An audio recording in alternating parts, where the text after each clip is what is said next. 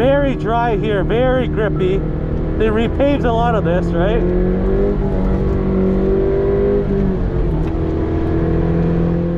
Hey everybody, Jason here and welcome to another episode of Driver's Paddock. Today we're at the legendary Canadian Tire Motorsports Park Grand Prix track in my Subaru BRZ TS. And it is absolutely pouring rain outside. There's a lot of fog, but what better day to talk about rain driving, the rain line, and finding grip in low grip environments, working up to the limit than a day like this. So if you want to learn how I drive in the rain, keep watching. Let's go. Okay guys, so let's work up to it. I'm going to drive the dry line a little bit, do some reconnaissance laps, see where the standing water is, see where the puddles are, that sort of thing. So let's go out there. We're not going to push 10/10s obviously right off the bat, but we'll see what we can do. I can already see a lot of standing water, so let's head out there.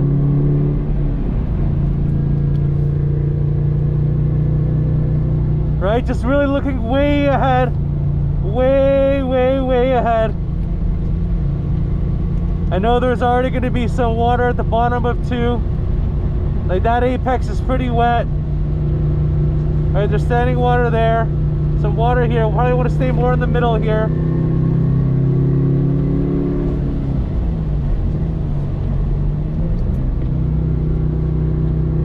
Trying to stay on the dry line just a little bit.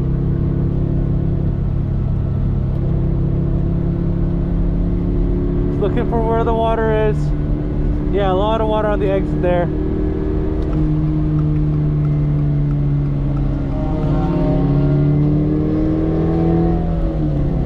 Let's see what 4 is like. Yeah, standing water by here.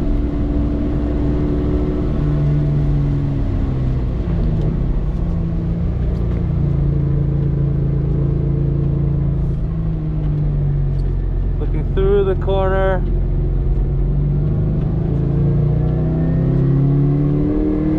For GP, definitely staying more in the middle here. Avoiding the puddles on the side. You don't really want to get sucked in.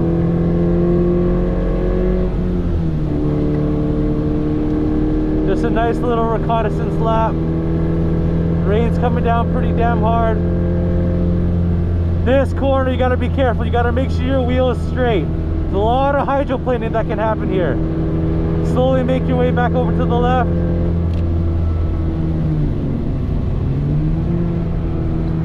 Looking way ahead.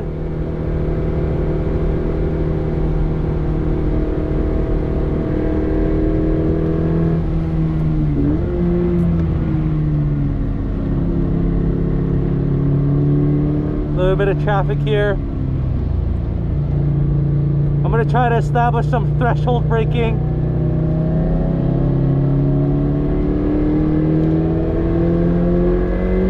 So right here, I want to see, can I brake? Yes, I can. It's actually pretty grippy on the dry line right now.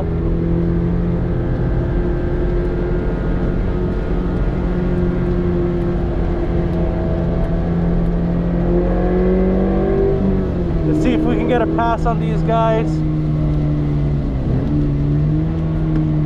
Oh, that is, come on guys. So I'm gonna square off this corner just to see what it's like. Come down here, right, square off the corner. As I pass the dry line, I want to be relatively straight with my wheel.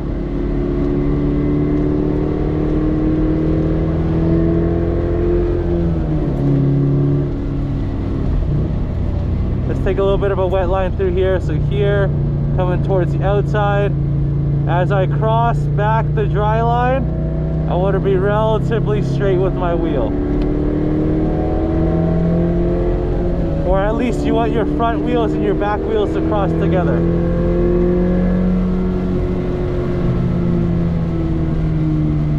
Alright, come on guys. Just looking for water.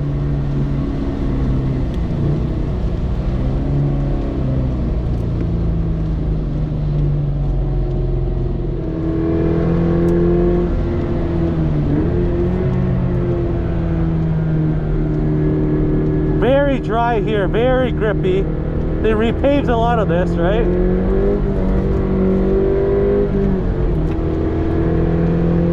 Careful on throttle application, of course. 4 is relatively grippy. Just make sure you're on power. Threshold braking here, feel where the ABS starts to kick in. It's pretty good actually. Here, second gear. Watching the river across, easy on throttle application. It's got to be that much more smooth.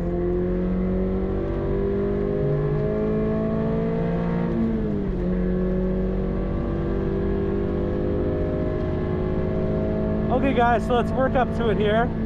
The rain's coming down pretty hard. I'm just scanning the track, looking way ahead.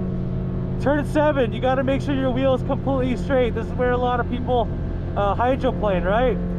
Just a lift here. Fine threshold braking. Yeah, okay, so I have a good idea where the grip is at. Looking ahead, looking for any puddles, any areas that look like a lot of puddles here, so I'm going to square this off a little bit. Looks like there's a lot of water on that apex, so I'm going to avoid the apex there.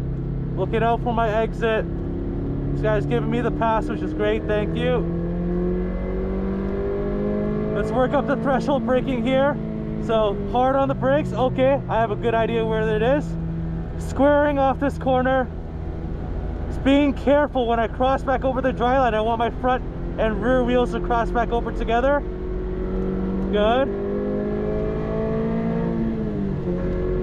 Just a lift here, tap on the brakes, looking ahead. Rounding it off a little bit here. As I cross back the dry line, make sure your wheel is relatively straight, or you got to be smooth. Avoiding the water here.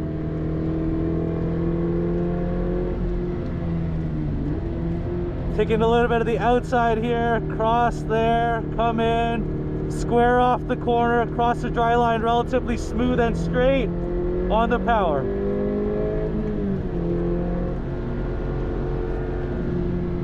Okay, let's give some distance in turn 4. There's actually a lot of grip on the track, you just have to find it.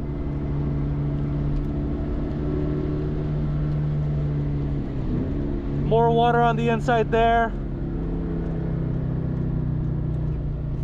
Here as well. Make sure your wheel is straight over 7. This is where a lot of people hydroplane. Lift, light on the brakes. Watch that water there. Nice and smooth. Carry some good speed through 8.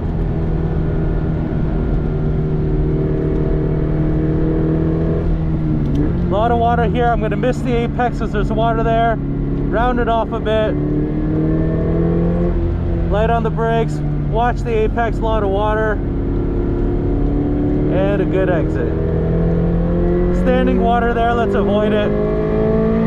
Just a lift. Rounding out the corner a little bit here. On power a little bit. As I cross the dry line, make sure your wheel is relatively straight and smooth. Good. Good, same thing here, just a lift. I'm gonna go wide here. Let's feel out the line here. Really grippy on the outside here as I cross back the dry line. Smooth and relatively straight, good. Back over to the left-hand side. Third gear, let's go a little bit wider here. Let's square off the corner. As I cross the wet line, sorry, the dry line, make sure my wheel's relatively straight and smooth. I'm very relaxed, avoiding the water on the exit there. Turn 4, just the early lift. On power, it's very grippy. Looking for that late apex, avoiding the water. I'm gonna go mid-track here. Threshold braking, yeah, hitting ABS a little bit, that's okay. I'm learning, feeling out the track. Second gear. Don't touch the curb there, avoid the exit there. And staying in the middle. So everybody, our first session on track today, and unfortunately I had to red flag a few sessions because the marshals just didn't have line of sight. It was that rainy and that foggy. But hey, we're back on track, and I want to talk about a few guiding principles when it comes to driving in the rain, because no one can tell you definitively, like for sure, this is the wet line. You have to take it like this. That's simply not true. So many factors are at hand. On one lap, there could be pouring rain. On the next lap, it could be a light drizzle. There could be standing water on one lap, and on another lap, the other cars move the water away from the apex. And the entry speed, the braking points, the turning points are going to be different from lap to lap, and where the speed at which you hydroplane in one corner is going to be different on the next lap. And that's partly why I love driving so much. It's as much as an art as it is in science. So but anyways, on a rainy day like this, you really have to work up to it, right? It's like learning the track condition all over again, right? And the guiding principles for me are like, you got to work up to it, right? And a really safe way to sort of feel where the limits are starting to be is threshold braking, right? I'm not saying slam on the brakes as hard as you can, but just go right before where you feel like ABS might kick in. It gives you an idea of what the grip levels are at currently. And even like the conditions the day before matter a lot. Like if IMSA rolls through the day before and it was super sunny and then it starts to rain, the dry line is going to be extremely slippery. But if it rained the 2 days prior and it washed all the debris away, washed all the tire away, the dry line might actually be fairly grippy, right? So it's about working up to it, and it's a corner by corner basis, right? And it's going to be different every time. Again, that's why I love driving so much. But a few guiding principles for myself is I always try to work on the braking first, right? Get an idea, a sense of where the limits are. And then from there, actually drive very slowly at the dry line, right, to see if it's okay. And then slowly build up to it, slowly work up to it as you would in the dry. And then slowly take the wet line. And for myself, the few guiding principles are, number one is squaring off the corners, right? Like taking the car pretty deep in terms of the brakes, right? Deeper than you would in the dry, and then sort of squaring off the corners. But most importantly, if you take whatever wet line you decide, whether you enter from the middle, from the inside, the outside, and then square off the corner, when you cross back the dry line, it is important that you do it very slowly and smoothly, and you're not aggressive. And as best as you can, try to keep the wheel as straight as possible, and try to have your front and rear tires cross the dry line at the same time if possible, as much as you can as possible. The reason why we even have a wet line is because when you lay down rubber tire on the dry line, when it's dry, rubber on rubber is very grippy. However, when it's even a little bit wet, that becomes super slick, right? So it's actually advantageous to be off of that rubber. But however, when your wheels do cross back over the dry line, you're going to be losing grip, whatever tire is on there. But if the car is relatively straight and not pulling a lot of G's, and you're squaring it off, if you're crossing the dry line straight, it's not going to be a problem, right? And so that's kind of what I'm doing. I'm feeling out the dry line, obviously using my vision, looking far ahead to spot any puddles, any standing water, that sort of thing. And then feeling with my hands, feeling with my bum, feeling with those internal sensors for yaw in the car, and trying to be as sensitive as I can with all those senses to feel what the car is doing underneath me. And so again, it's very important to avoid the standing water, avoid the slippery curbs, avoid any areas that you feel like you may hydroplane, and then just squaring off the corners and being as smooth as possible. So let's go out there, let's try to pass as many people as we can, and let's try to find out where the grip is. Let's go.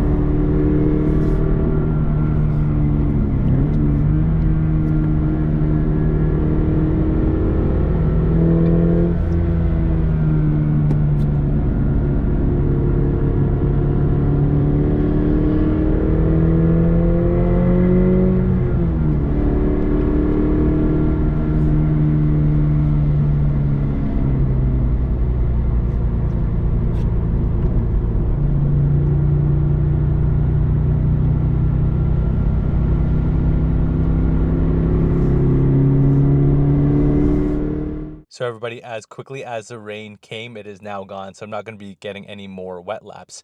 But I hope that gives you a little bit of insight in terms of how I find grip in low grip environments, right? And I'm probably going to get some comments saying, hey, I take the rain line a little bit differently, or hey, I don't think you should have done this or that. But guys, the conditions are ever changing, right? And the dry line in one corner might be super, super grippy, but in another corner, the dry line might be super, super slick. And so in data analysis, I like to take this little approach called like the meter stick approach, right?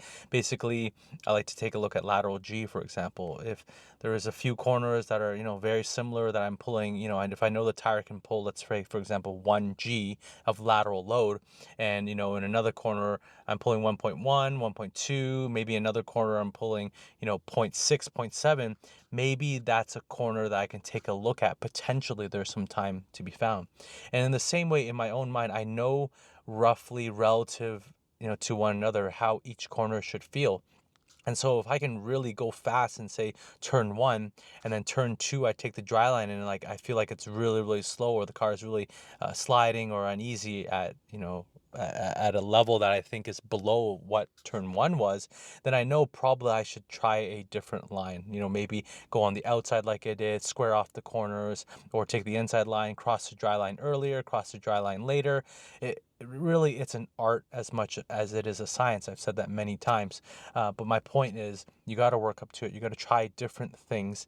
And again, from lap to lap, from track to track, from tire to tire, from day to day, the rain line is always going to be a little bit different. So, guys, thanks for watching all the way to the end. Hopefully, we can continue to find time together in both the dry and in the wet. We'll catch you on the next one. Cheers.